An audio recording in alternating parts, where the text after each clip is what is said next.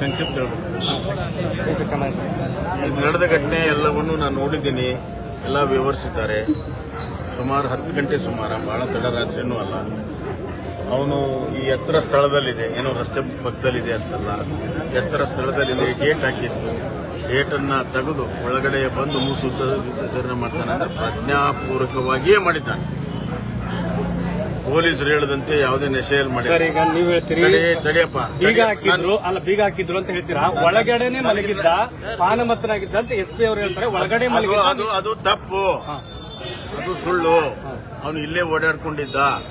ಅವನು ಬಂದು ಒಳಗಡೆ ಗೇಟ್ ತೆಗೆದು ಬಂದು ಅವನು ಮೂತ್ರ ವಿಸರ್ಜನೆ ಮಾಡಿದ್ದಾನೆ. ಅಷ್ಟೇ ಅಲ್ಲ, ಅವನಿಗೆಲ್ಲ ಇಲ್ಲಿ ಹುಡುಗರೆಲ್ಲ ಕೇಳಿದಾಗ ಅವನು ಏನ್ ಹೇಳಿದಾನಂದ್ರೆ, ನಾನು ಹಾನಗಲ್ ತಾಲೂಕಿನವನು, ನನ್ಗಿಲ್ಲಿ ಪಟ್ಟ ಕೊಟ್ಟಿದ್ದಾರೆ, ಅದಕ್ಕಾಗಿ ರಿಟರ್ನ್ ಗಿಫ್ಟ್ ನ ಕೊಡ್ತಾ ಇದ್ದೇನೆ ಅನ್ನುವಂತ ಮಾತನ್ನು ಕೂಡ ಹೇಳಿದ್ದಾನೆ.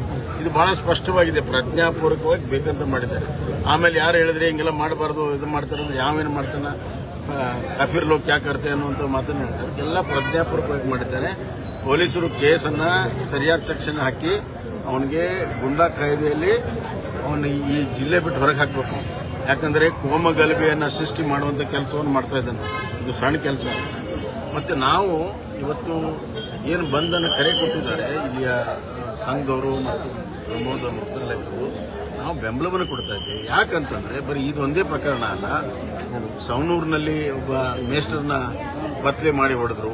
ಇಲ್ಲೇ 100 ಮೀಟರಲ್ಲಿ ಕೊಲೆ ಆಯಿತು. ಇಂಥ 10 ಹಲವಾರು ಪ್ರಕರಣಗಳಿದ್ದಾವೆ, ಕೆಲವು ಹೊರಗಡೆ ಬಂದಿಲ್ಲ. ಮತ್ತು ಸಂಪೂರ್ಣವಾಗಿ ಕಾನೂನು ಸುವ್ಯವಸ್ಥೆ ಕಾಪಾಡಲು ಜಿಲ್ಲಾ ಪೊಲೀಸು ಸಂಪೂರ್ಣವಾಗಿ ವಿಫಲ ಆಗಿದೆ. ಇಡೀ ಜಿಲ್ಲೆಯಲ್ಲಿ ಹಲವಾರು ಪ್ರಕರಣಗಳು ನಡೆದಿದೆ. ಇಲ್ಲಿಯೂ ಕೂಡ ಪದೇ ಪದೇ ನಡೀತಾ ಇದೆ. ಹಬ್ಬದ ದಿನ ಬಂದ್ ಮಾಡಿದ್ರೆ ಕಾನೂನು ಕ್ರಮ ತೆಗೆದುಕೊಳ್ತೀನಿ ಅಂತ SP ಅವರು ಹೇಳ್ತಾರೆ. ಅವ್ರ ಕೆಲಸ ಅವ್ರು ಮಾಡಲಿ, ನಮ್ಮ ಕೆಲಸ ನಾವು ಮಾಡ್ತೀವಿ. ಇಂಥ ಹೆದರಿಕೆಗೆ ನಾವೆಲ್ಲ ಬಗ್ಗಲ್ಲ. ಈಗ ಮುತಾಲಿಕ್ ಅವರು ಹೇಳಿದ್ರು, ಕಾಂಗ್ರೆಸ್ ನಾಯಕರ ಕೈವಾಡ ಇದೆ ಅನ್ನುವಂತ ಮಾತುಗಳನ್ನ ಹೇಳಿದ್ರು. ಇದು ಸತ್ಯ ಅಂತ ಒಪ್ಕೋತಿರೋದು? ನೋಡ್ರಿ, ಅವನೇ ಹೇಳ್ತಾನೆ ಬಾಯ್ಬಿಟ್ಟು, ನನಗೆ ಪಟ್ಟ ಕೊಟ್ಟಿದ್ದಕ್ಕಾಗಿ ನಾನು ಗಿಫ್ಟ್ ಕೊಡ್ತೀನಿ ಅಂತ. ಇದು ನೇರವಾಗಿರುವಂತ ಪುರಾವೆ ಇದೆ. ಇದಕ್ಕಿಂತ ಇನ್ನೇನು ಹೆಚ್ಚಿಗೆ ಹೇಳ್ಬೇಕು? ಇದನ್ನ ರುದ್ರಪ್ಪ ಲಮಾಣಿ ಅವ್ರಿಗೆ ಕೇಳಿದ್ರೆ, ಇಂಥ ಪ್ರಕರಣದಲ್ಲಿ ರಾಜಕೀಯ ಮಾಡಲ್ಲ, ಅನ್ನ ತಿನ್ನೋರು ಯಾರು ಇಂಥ ಮಾತು ಹೇಳಲ್ಲ ಅಂತ ಹೇಳ್ತಾರೆ ರುದ್ರಪ್ಪ. ಅದೇ ಯಾರಿಗೆ ಹೇಳಿದ್ರು ಅವರು?